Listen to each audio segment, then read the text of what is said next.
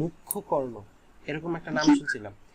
মুখ্য কর্ণ মানে হচ্ছে প্রধান কর্ণ বা ডায়াগোনাল এলিমেন্টস, এরকম ভাবে বলি আমরা। তো একটা ম্যাট্রিক্সের যদি আমরা ট্রেস বের করতে চাই, তাহলে এইটাকে আমার অবশ্যই একটা স্কোয়ার ম্যাট্রিক্স হতে হবে। কি ম্যাট্রিক্স হতে হবে? Square matrix. আচ্ছা, স্কোয়ার ম্যাট্রিক্স হলে আমাদের কাছে সাপোজ একটা ম্যাট্রিক্স আছে 2 × 2 অর্ডারের একটা ম্যাট্রিক্স আছে। ম্যাট্রিক্স হচ্ছে এ বি সি ডি, এটা হচ্ছে আমাদের ম্যাট্রিক্সটা। এখন এই ম্যাট্রিক্সের ধরো আমরা নাম দিলাম হচ্ছে এ ম্যাট্রিক্স।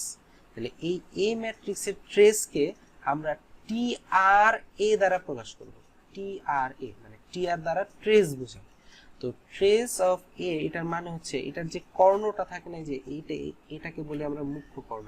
অন্য কালি দিয়ে লিখি, হলুদ দিয়ে লিখি, এই যে এইটা হচ্ছে আমাদের মুখ্য কর্ণ। এই মুখ্য কর্ণের যতগুলা এলিমেন্ট থাকবে সবগুলা এলিমেন্টের যোগফলকে আমরা বলবো হচ্ছে ট্রেস অফ এ ম্যাট্রিক্স। মানে এখান থেকে আমার অ্যান্সার হবে ট্রেস অফ এ ম্যাট্রিক্সের a প্লাস ডি। আমরা কি বুঝতে পারছি ট্রেস অফ এ ম্যাট্রিক্সটা কি? যদি আমাদের কাছে ধরো যে 3 × 3 অর্ডারের একটা ম্যাট্রিক্স আছে, 3 × 3 অর্ডারের ম্যাট্রিক্সটা এরকম a b c d e f g h i, এই হচ্ছে আমাদের ম্যাট্রিক্সটা। এটাকে আমরা নাম দিলাম হচ্ছে বি ম্যাট্রিক্স। বি ম্যাট্রিক্স নাম দিলাম। এখন যদি এখান থেকে আমরা ট্রেস অফ বি বের করতে চাই, বি ম্যাট্রিক্সের ট্রেস বের করতে চাই, এটার মানে হচ্ছে এটার যে মুখ্য কর্ণ বা ডায়াগোনাল এলিমেন্টগুলো আছে, এই যে এই এলিমেন্টগুলো যে আছে এগুলোর যোগফল।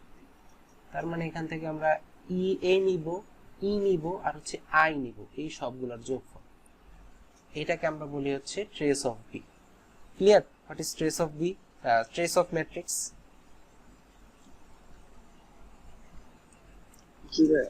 ওকে, তারপর হচ্ছে আমাদের আরেকটা ম্যাট্রিক্স, সেটাকে আমরা বলি হচ্ছে নাল ম্যাট্রিক্স। নাল ম্যাট্রিক্স। আচ্ছা, তো নাল ম্যাট্রিক্সটা কি? কি বলতে পারবেন নাল ম্যাট্রিক্স কি?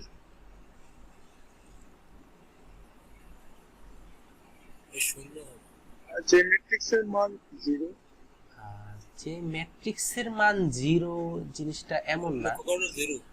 না না না, ট্রেসের মান 0 ঠিক আছে, ট্রেসের মান 0, কিন্তু ম্যাট্রিক্স জিজ্ঞেস করছি, আমি তো ট্রেস জিজ্ঞেস করিনি। যে কোনো ম্যাট্রিক্সের যদি সবগুলা এলিমেন্ট মানে এ টু জেড সবগুলা এলিমেন্ট যদি 0 হয়, তাহলে সেটাকে আমরা বলবো হচ্ছে নাল ম্যাট্রিক্স। যেমন আমরা যদি বলি 2 × 3 অর্ডারের আমরা একটা ম্যাট্রিক্স নিই, ম্যাট্রিক্স হচ্ছে 0 মানে দুইটা রো থাকবে, তাহলে 0 0, আর তিনটা কলাম থাকবে 0 0 0 0। এই যে এটার সবগুলা এলিমেন্ট কিন্তু 0, তাহলে এইটাকে আমরা একটা নাল ম্যাট্রিক্স বলি, নাল ম্যাট্রিক্স। আবার এই 2 × 3 অর্ডার কিন্তু এটা কিন্তু একটা স্কোয়ার ম্যাট্রিক্স না, এটার আবার বের করা যাবে না, ট্রেস বের করা যাবে না। যদি আমরা ট্রেস বের করতে চাই তো অবশ্যই সেটাকে আমরা বলছি যে সেটাকে স্কোয়ার ম্যাট্রিক্স হওয়া লাগবে। তো এটা গেল আমাদের নাল ম্যাট্রিক্স। নাল ম্যাট্রিক্স মানে মনে রাখবেন যে আমাদের সবগুলা এলিমেন্টই আমাদের এখানে 0 থাকবে, এটাকে আমরা বলি, কি বলে, নাল ম্যাট্রিক্স বলি। তারপর হচ্ছে আমরা আরেক ধরনের আমরা জানলাম যে মুখ্য কর্ণ, মানে কর্ণটা জানলাম। এই যে এটা একটা কর্ণ, একটা ম্যাট্রিক্সের তো দুইটা কর্ণ থাকে, আমি দেখাই। আচ্ছা, আমরা করব হচ্ছে এখন প্রিন্সিপাল ডায়াগোনাল। প্রিন্সিপাল ডায়াগোনাল তো প্রিন্সিপাল ডায়াগোনাল মানে কি? এখানে ডায়াগোনাল মানে হচ্ছে যে কোনো একটা কর্ণ আমরা পাবো এখান থেকে। যদি আমরা একটা এক্সাম্পল নেই, সাপোজ আমরা একটা এরকম নিলাম যে A B C D E F G H I, এরকম অনেকগুলো আমরা মানে 3 × 3 অর্ডারের একটা স্কোয়ার ম্যাট্রিক্স নিলাম। এখন এই ম্যাট্রিক্সের মধ্যে আমরা যদি একটু হিসাব করি আমাদের কর্ণ আছে কয়টা, আমরা যদি খেয়াল করি যে এইটা একটা কর্ণ, সরি একটু ভুল হয়ে গেছে।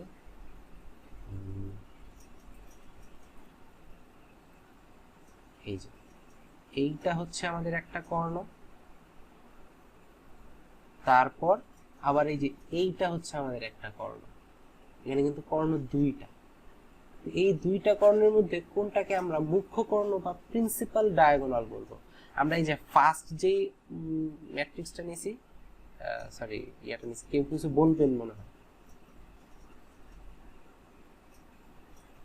এই যে আমরা ফার্স্টে যে ডায়াগোনালটা দেখাইছি এইটাকে আমরা বলবো হচ্ছে প্রিন্সিপাল ডায়াগোনাল বা মুখ্য কর্ণ।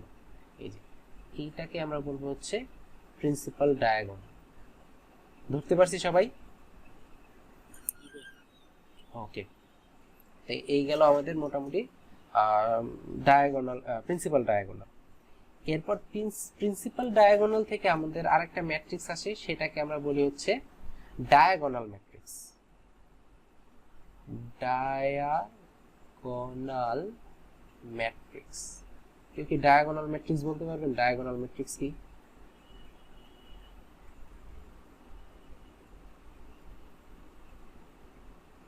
আচ্ছা, ডায়াগোনাল ম্যাট্রিক্স হইতে গেলে তাকে আগে একটা প্রথম শর্ত হচ্ছে তাকে স্কয়ার ম্যাট্রিক্স হতে হবে।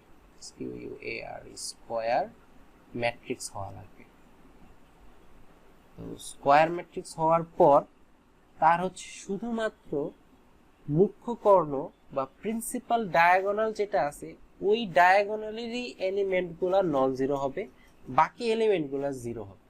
যেমন আমরা যদি একটা 3x3 অর্ডারের একটা ম্যাট্রিক্স নেই, 3x3 অর্ডারের একটা ম্যাট্রিক্স নিলাম আমরা হচ্ছে A0 0 0 B0,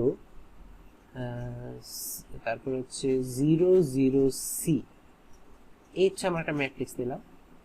এই ম্যাট্রিক্সের মধ্যে আমরা যদি বলি যে A not equals to 0, B not equals to 0, C not equals to 0 হবে 0, C not equals to 0, মানে A B C কোনোটার ভ্যালুই 0 না। তাহলে আমরা যদি একটু ভালোভাবে খেয়াল করি, আমাদের এই মুখ্য কর্ণ বা প্রিন্সিপাল ডায়াগোনালটা বাদ দিয়ে বাকি যে এলিমেন্টগুলো আছে সেই এলিমেন্টগুলো সব 0। তাহলে এই ধরনের ম্যাট্রিক্সকে আমরা বলবো হচ্ছে ডায়াগোনাল ম্যাট্রিক্স। সবাই কি বুঝতে পারছি? জি। ওকে, তো ডায়াগোনাল ম্যাট্রিক্সের সাথে আরেকটা ম্যাট্রিক্স সম্পর্কিত, সেটাকে আমরা বলি হচ্ছে স্কেলার ম্যাট্রিক্স। Scalar matrix. আচ্ছা, স্কেলার ম্যাট্রিক্সটা কি? স্কেলার ম্যাট্রিক্স হচ্ছে ডায়াগোনাল ম্যাট্রিক্সের সাথে রিলেটেড। যদি কোনো ডায়াগোনাল ম্যাট্রিক্সের মানে এই মুখ্য কর্ণর সবগুলা এলিমেন্ট ইকুয়াল হয়, তখন সেটাকে আমরা বলি হচ্ছে স্কেলার ম্যাট্রিক্স। মানে আমরা যদি একটা সাপোজ 3x3 অর্ডারের একটা আমরা ম্যাট্রিক্স নিলাম, নেয়ার পর সেটাকে আমরা এভাবে নামকরণ করলাম যে A0 0 0 A0, তারপর হচ্ছে 0 0 B, সরি 0 0 A। এই যে লিখলাম, এখানে আমাদের এই যে প্রধান যে প্রিন্সিপাল যে ডায়াগোনাল আছে, এই ডায়াগোনালের প্রত্যেকটা ভ্যালু কিন্তু সেম, আর বাকি ভ্যালুগুলো কিন্তু 0। তাহলে এই যদি প্রধান ডায়াগোনালের প্রিন্সিপাল ডায়াগোনালের সবগুলো ভ্যালু যদি এরকম সমান হয়, তাহলে সেটাকে আমরা বলবো হচ্ছে স্কেলার ম্যাট্রিক্স। এখানে একটা কথা আসতে পারে যে তার মানে কি স্কেলার ম্যাট্রিক্স হচ্ছে একটা ডায়াগোনাল ম্যাট্রিক্স, কিন্তু একটা ডায়াগোনাল ম্যাট্রিক্স আমাদের স্কেলার ম্যাট্রিক্স না। ওই যে আমরা একটা ছোটবেলায় পড়ে আসছি না যে সকল নবী রাসূল, সকল রাসূল নবী, কিন্তু সকল নবী রাসূল না। ঠিক সেম ভাবে সকল স্কেলার ম্যাট্রিক্স ডায়াগোনাল ম্যাট্রিক্স, কিন্তু সকল ডায়াগোনাল ম্যাট্রিক্স আমাদের স্কেলার ম্যাট্রিক্স না। কিন্তু এই যে এরকম মানে হচ্ছে এরকম অনেক ম্যাট্রিক্স থাকতে পারে যেখানে আমাদের ডায়াগোনালের সবগুলা এলিমেন্ট, প্রিন্সিপাল ডায়াগোনালের সবগুলা এলিমেন্ট সমান না। কথা কি ধরতে পারছি আমরা? জি ভাই। ওকে, তো এটা গেল হচ্ছে আমাদের স্কেলার ম্যাট্রিক্স। তারপর স্কেলার ম্যাট্রিক্সের পরে আমরা হচ্ছে আরেক ধরনের ম্যাট্রিক্স ছিল, সেটা হচ্ছে আইডেন্টিটি ম্যাট্রিক্স। কি নাম শুনছেন? জিরো। আইডেন্টিটি ম্যাট্রিক্স, এটার আরেকটা নাম আছে, বলেন তো কেউ?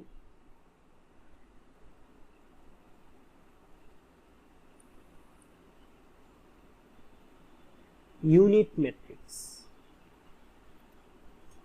আইডেন্টিটি ম্যাট্রিক্স অথবা হচ্ছে ইউনিট ম্যাট্রিক্স। তো আইডেন্টিটি ম্যাট্রিক্স বা ইউনিট ম্যাট্রিক্স মানে হচ্ছে এটার ফার্স্ট শর্ত হচ্ছে এটাকে একটা স্কয়ার ম্যাট্রিক্স হতে হবে।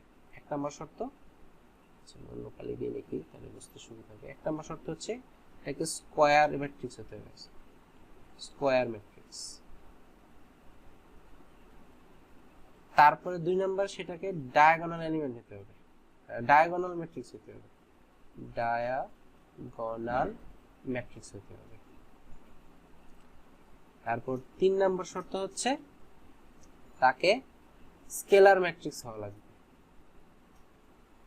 স্কেলার ম্যাট্রিক্স হওয়া লাগবে। আর চার নাম্বার শর্ত হচ্ছে এই যে মুখ্য করণের যে সবগুলা এ এর ভ্যালু সবগুলা এ সমান সমান 1 হইতে হবে। এইগুলাকে আমরা বলি, এই চারটা শর্ত যদি ফুলফিল করতে পারে তখন সেই ম্যাট্রিক্সকে আমরা বলবো হচ্ছে একটা আইডেন্টিটি ম্যাট্রিক্স। আইডেন্টিটি ম্যাট্রিক্সকে বা ইউনিট ম্যাট্রিক্সকে আমরা সচরাচর আই দ্বারা ইন্ডিকেট করে থাকি। সেটাকে আমরা যদি 3x3 অর্ডারের একটা ইউনিট ম্যাট্রিক্স বা আইডেন্টিটি ম্যাট্রিক্স নেই, সেটা হবে এরকম 1 0 0 0 1 0 0 0 1। এই যে দেখেন, সবাই বুঝতে পারবেন এখানে প্রথমে আমার শর্ত কি ছিল, যে এটা একটা স্কয়ার ম্যাট্রিক্স। এই যে 3x3 অর্ডারের ম্যাট্রিক্স, তার মানে এটা একটা স্কয়ার ম্যাট্রিক্স। তারপরে হচ্ছে এই স্কয়ার ম্যাট্রিক্স মানে তো বুঝি মানে রো সংখ্যার